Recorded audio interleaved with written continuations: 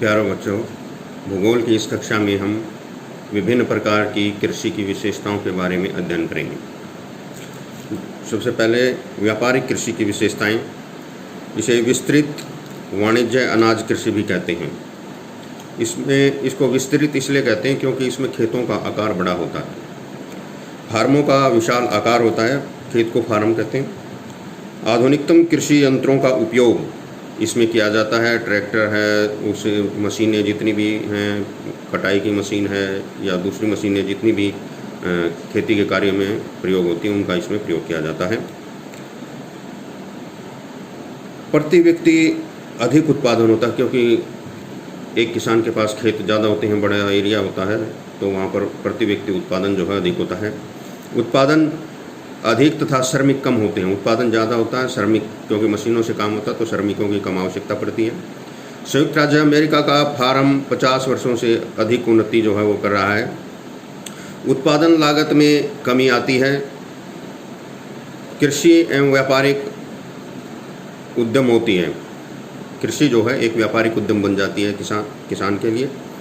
बाजार मूल्यों एवं अंतर्राष्ट्रीय अर्थव्यवस्थाओं के अनुसार जो है वो उत्पादन किया जाता है, यानी इंटरनेशनल मार्केट को देख के जो है फसलों का उत्पादन किया जाता है।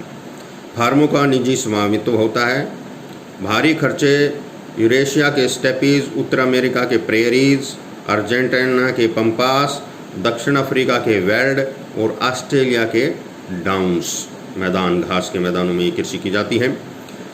उसके बाद है रोपण कृषि की विशेषताएं। रोपण कृषि क्या होता है? पौधे को रोपना। पौधे को रोपना, एक स्थान से उखाड़ कर दूसरे स्थान पर लगाना, यानी जिस फसल की पौध जो है वो रोपी जाती है। यूरोपियन लोगों ने विश्व के अनेक भागों का औपनिवेशीकरण किया तथा कृषि के कुछ अन्य रूपों की शुरुआत की, जैसे रोपण कृषि जो बृहद स्तरीय लाभोन्मुख उत्पादन प्रणाली है, यानी लाभ के लिए ये कृषि की जाती है। यूरोपीय उपनिवेशों ने अपने अधीन उष्णकटिबंधीय क्षेत्रों में चाय, कॉफ़ी, कोको, रबड़, कपास, गन्ना, केले एवं अनानास की पौध जो है वो लगाई। एक स्थान से दूसरे स्थान पर उन्होंने ले जाकर लगाई, वहाँ पर फार्म हाउस बनाए और वहाँ पर इन फसलों का उत्पादन शुरू किया। विशेषताएं क्या हैं इस कृषि की? कृषि क्षेत्र का आकार विस्तृत होता है, बागान होते हैं बड़े बड़े। दूसरा, अधिक पूंजी की आवश्यकता होती है। इसमें फसलों की देखरेख के लिए ज़्यादा मात्रा में पूंजी की आवश्यकता होती है। उच्च प्रबंधन एवं तकनीकी की इसमें कार्यकुशलता होती है। वैज्ञानिक विधियों का जो है वो प्रयोग किया जाता है। एक फसली कृषि तथा सस्ते श्रमिक। एक फसली कृषि है ये, क्योंकि सारा साल एक ही पौधा रहता है बागान में, तथा सस्ते श्रमिकों की ज़रूरत पड़ती है।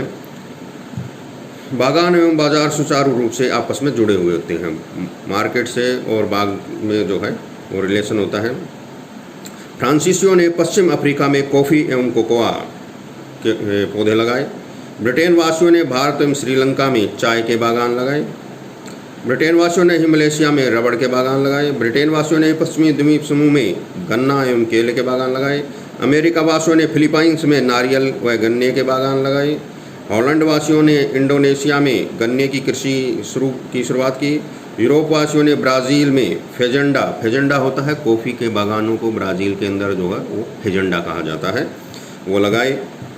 तो उसके बाद नेक्स्ट जो कृषि है वो है मिश्रित कृषि। मिश्रित कृषि इस प्रकार की, इसे मिश्रित कृषि क्यों कहते हैं? क्योंकि इसमें फसल के साथ साथ पशुपालन भी किया जाता है, यानी पशुओं का जब हम पालते हैं तो उनके लिए जो है चारे की फसलें जो हैं वो उगाई जाती हैं। तो चारे की फसलें और मानव के लिए जो अनाज की फसलें हैं वो साथ साथ उगाई जाती हैं, इसलिए इस कृषि को जो है मिश्रित कृषि कहा जाता है।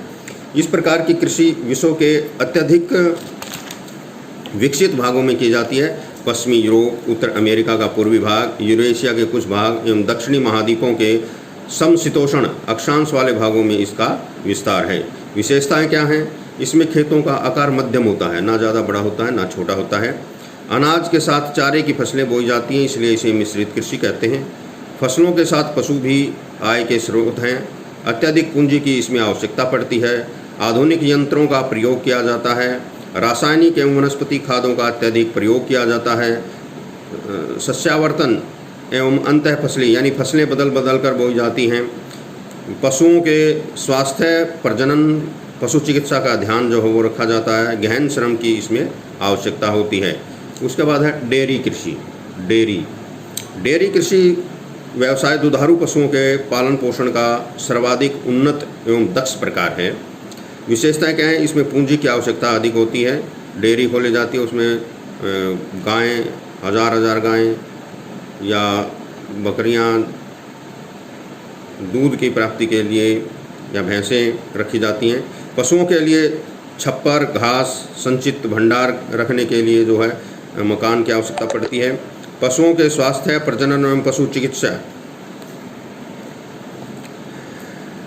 पशुओं के लिए छप्पर, घास और संचित भंडार की आवश्यकता। पशुओं के स्वास्थ्य, प्रजनन एवं पशु चिकित्सा के विशेष ध्यान रखा जाता है। गहन श्रम की आवश्यकता होती है। यह कृषि नगरीय एवं औद्योगिक केंद्रों के नज़दीक जो की जाती है, क्योंकि दूध जो है एक नाशवान पदार्थ है और शीघ्र खराब होने वाला, इसलिए इसकी खपत जो है जल्दी से जल्दी हो, इसलिए इस कृषि को शहरों के आसपास जो है और औद्योगिक शहरों के आसपास इसको किया जाता है। बाजार की समीपता प्राप्त हो। यातायात के अच्छे और तीव्र साधनों की इसमें आवश्यकता होती है, तेज़ गति से जो साधन है।